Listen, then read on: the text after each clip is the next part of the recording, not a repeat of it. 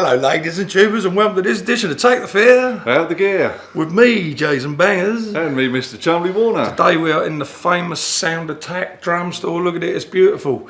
And you're not going to believe who's to my right, actually stage left. It's the one and only Peter Lewis from Sound Attack. Yeah! Hello mate, how are you? It's good to see you here. I didn't know you was here. I didn't know I was here. I didn't know you was going to be here. Oh mate, bless your old heart. Listen, these people, they love you, and I love you, man. I love you a bit. You've been so good to me. You're an awesome bloke, and every drummer in Essex knows you. You little say hello to the people and tell them how much you love them, dude.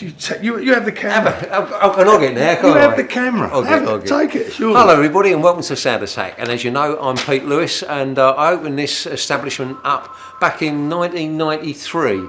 And as you can see, the phone's going already. We're a busy store. Opened up in '93, a little shop in Harwich Road. And me and a keyboard player mate of mine at the time, Robbie. Remember Robbie Hazelton? Yeah, Rob. Yeah. That was Harwich Road. Yeah. So we were there for about 3 or 4 years, and then we moved to where did we go to? There was Cowdray then. Yeah. And we was in A7 and A8 where Trevor Durrant was. That's right. Yeah. So Trev was just down the alley a bit from us.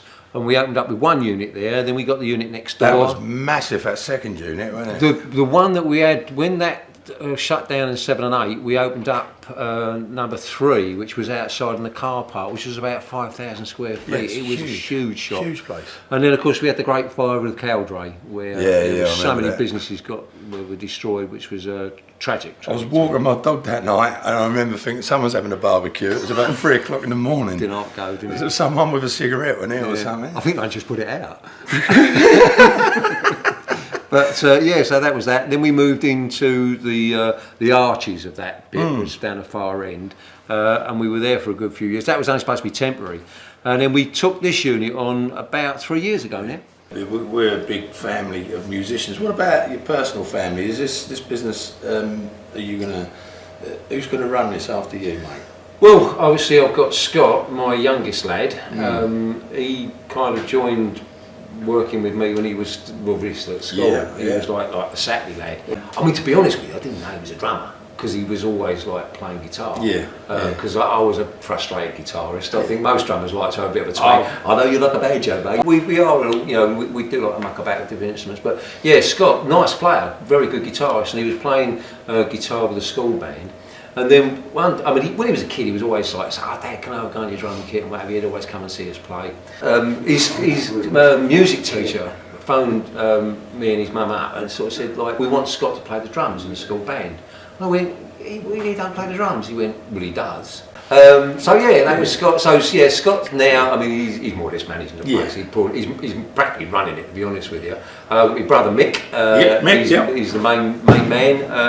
And then my lovely wife Val. She does all the books and all the paperwork. Pete, listen, it's been a tonic, man. Bless you, brilliant. I love you. I love you too, mate. Love you a bit. So we'll get your boy Scott out now. Yeah, good the future king of Thanks Sound for doing this Attack. for us as well, mate. Thanks for letting us in, mate. Good old Pete.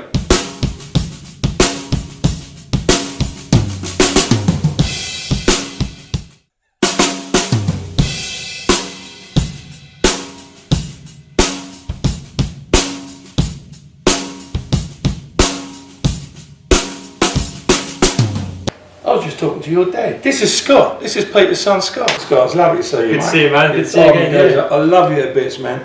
Yeah, love your drumming, man. Awesome. Oh, no. Awesome. No, that needs work. Thanks for being on our show, mate. Oh, pleasure. Thanks for having us. We all take the fear out of gear. We are on it, aren't we, on it, dude? Oh, definitely, yeah. The main man. So I've been talking to your dad a bit, and you've been serving customers. You've been on the internet, haven't you, doing deals? Yeah, so a lot of my time's taken up on emails, phone calls, quotes and stuff because we do a lot of custom drums, so it's about getting all the specs right for them. We've got one right there. We just saw you playing it, didn't we? Yes, so that's a Q drum co. It's built in Los Angeles, and that one's made out of stainless steel. I love the way it's riveted together there. I'll have to get a close-up. Yeah, so the rivets basically stop the shell from ringing on, so it actually gates the drum, and then the maple reinforcing rings that Jeremy does on the drums just warm it up. So it's a lot of people go metal kits. They've built metal kits in the past. They sound pretty horrible because they're quite boingy, as it were. But these sound incredible. As you heard, like the drums sound super. The bass drum is phenomenal, and it's not a big bass drum. No, 22 by 14. It's amazing. So, yeah, it sounds fat. Yeah, it's incredible. Punches you right in the stomach, and it's literally 22 by 40. There's a lot of famous drummers out there, guys, and they often ask how I am, you know. They always do. Because they're very polite and kind like that. Yeah. Not that they know who I am at all. Oh mate, you're a legend. Bangers, Everyone knows bangers, don't they? And everyone knows Chumley, so exactly that. See, funny enough, I actually, as you know, you probably know me since I was like 13, 14. Younger than that, man. Much younger than that. But obviously I used to make teas, coffees, dust the kits every time I was either on half term or something. But every time you'd sit and demo kits, I was just like watching, like, oh my God. Really? So I was always in awe of your playing. So, goodness. So I learned from the best. I didn't know that. No, true. I did not know that. True. Honestly, every time you came, I was like, wow. The irony is this: when I used to come in the store and you was playing the kit, I used to sit there and go. No. I'd look at your dad and go, and your dad would go. Straight up, man. So, seriously, both ways, brother. Yeah, both ways, man. Nothing but respect there. What is your most, and it's probably going to be impossible because there's been some mega funny moments in these shops. The funniest moment was probably when it was very early Sound Attack. Dad had it a few years, and I was helping on a Saturday. And my dad was up, we were putting some protection racket cases, and it was just me and Dad were in the shop, but there was it was Techmate at the side with the because you've always had a mezzanine, haven't you? Yeah, always, it's always been a thing. Yeah. But out the back was Techmate, which was a separate company which Rob had. Yes, that's which right. was my dad's original business partner. They were doing like keyboards and music software. Well, what Dad didn't know was there was a couple of elderly couple that were just getting some notation software in the shop, and he was up in the shop dropping some cases down. He was like, "Oh, Scott, chuck us up this case." I was like, "No problem." And then he let rip really loud as the people walking right past. And as soon as, without thinking or anything, Dad just went, "Thank you very much, goodbye." I am in tears. Oh no, what have we done?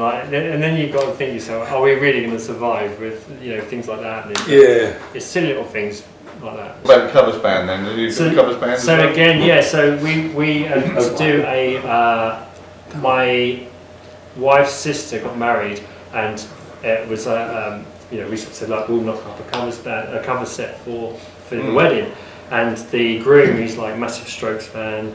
So we did like Libertine, Strokes, I think it was a Kasabian number, and then it was like the Stones, the Who. Mm-hmm. So we made up like a quick 40-minute set, and it went down really well. And then we got gigs from that, so it's just spiralised from there. So we've just managed to keep getting like some good gigs. And the weird thing is, I don't know if you probably get it, but weird thing is I don't know if it's a drummers thing or just a band thing, but you'll have that night where everything goes wrong, something's not right, leads crackling, and you think, and you just want to die. You want to go home and you think, this is a nightmare. Yeah. You pack up, someone comes up to you and goes, that's the best I've heard you play. You're like, are you kidding me? This was the worst night. And then when you play your socks off and you think, we're cooking tonight, and you think, mate, right, this is great, we'll have a few beers tomorrow because we're celebrating. Not one person comments how good it sounds. Or someone will say, it's a bit loud tonight. It would be, no, that was too loud. And you're like, so that's a weird phenomenon thing with a band, I think.